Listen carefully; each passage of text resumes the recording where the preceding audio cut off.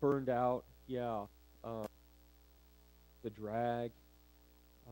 How about taking action? So you're just guilt and shame and condemnation all the time, and someone says, "Hey, I want to point something out. I noticed that you were a little irritable the other day, or I noticed this pattern in your life." Somebody who's facing that shame and guilt, what's that going to do for them? Is they're going to be like, "Oh, thank you. Yeah, make it work. I already feel bad enough as it is, and you're telling me these things?" And that feels hostile. Okay, so that's helpful. Then the power for um, living a holy life. The gospel. I really am giving softballs here. I want, you know, no trick. Well, there are some trick questions, but that wasn't one of them. Why is the gospel the power of God for holy living?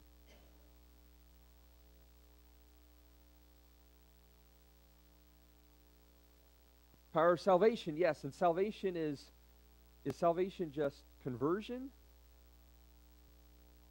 No. What? Someone's going to say something. You look like you're going to say something.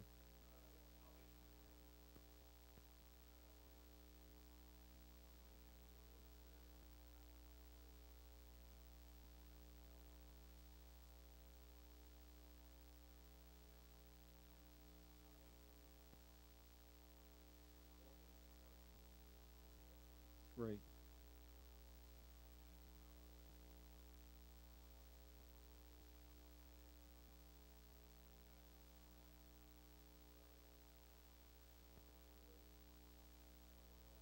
Right.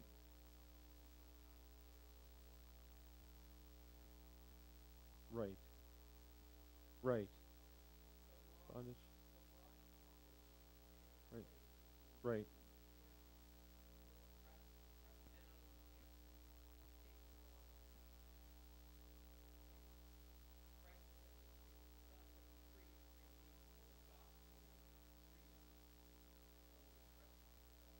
Right. Yes. Very good. Yeah. So to recap, we don't need to live life of condemnation, guilt, and shame, because not because we're completely innocent now, but because of what Christ has done. He's removed that, so our identity is in the work of Christ.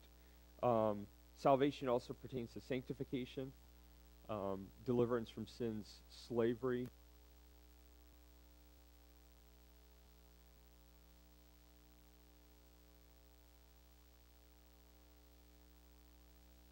Gradual deliverance that happens. There's an initial deliverance when we are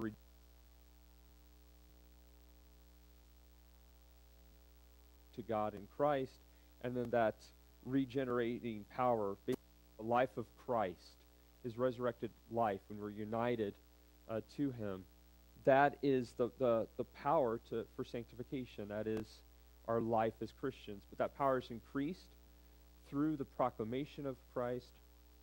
Um, really, if we were just to summarize all of this, just generally speaking, the Christian life, growing in the Christian life, it really is the taking off of the dark face that Satan placed on God in the garden.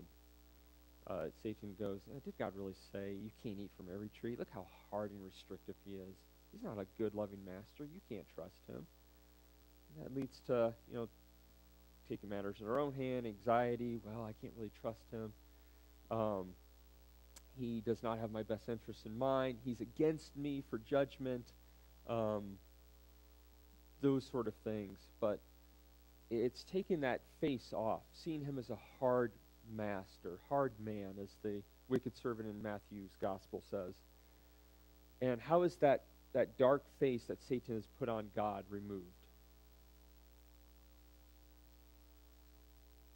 Well, it's seeing the glory of God in the face of Jesus Christ in the gospel. So as we grow in our understanding and knowledge of the love of God in Christ, and we may be able to get it in our head, but getting in the heart, that's the issue. And more we're convinced of that, the more we grow, and then we begin to reflect that same. glory of God. From one degree of glory to the next as we behold it. How do we go from living a selfish, self-centered life where it's all about me to considering others more important than myself, to considering others' interests of more importance than mine? What's the power for that?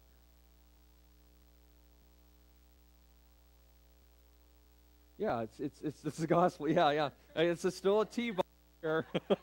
Just whack away at that. Hit it. Yeah, it's what motivates me to love and serve others. Well, it's to know that Christ has given himself up for me. I'm really convinced of that Christ gave himself up for me, that he took on my debt, that he was crushed for me, that he bore God's wrath for me, that he saved me from eternal judgment not because of anything good in me, but because of his love. And I have eternal hope in heaven. I have all my needs met. Man, that's going to motivate me and free me up to then love others and consider others more important than myself. Of course, not perfectly. Okay, so this is the other thing I wanted to bring up. I think discussions like this can lead to the thinking, if we don't qualify it or make careful distinctions, but that lead to the thinking that the law is useless. Okay? No use for the law. And that's not what's being said. What we're talking about here is Paul says in 1 Timothy 1:8, the law is good if what? If one uses it lawfully. So the issue is not the law is bad, period. The issue is how do we use the law? How do we use it lawfully? And everything we were just talking about is a misuse of the law. Okay, if I just got to do better, try harder. If we miss the gospel. So this gets to questions like what Lewis had last week. Philippians 2, and it says, consider others more important than yourselves. And I'm reminded again, oh yes, I need to do that. That's a good use of the law, because there's 3 uses of the law, if you remember. What are those 3 uses?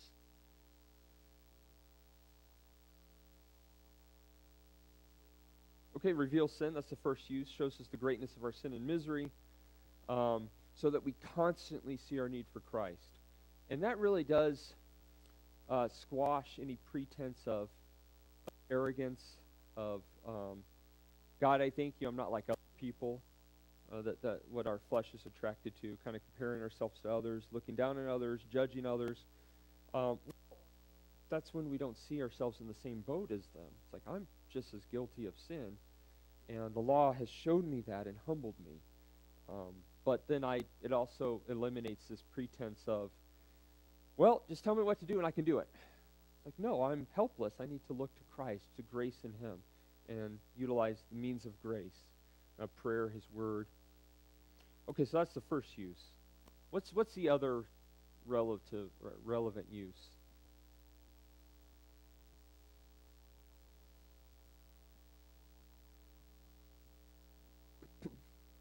Okay, yeah, restraint. So that's the second use.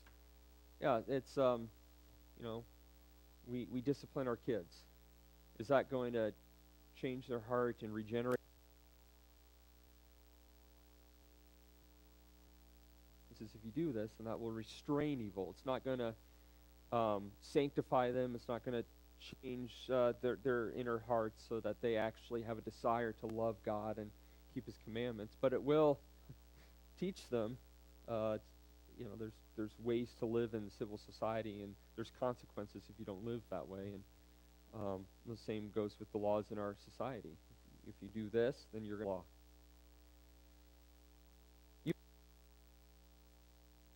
Yeah.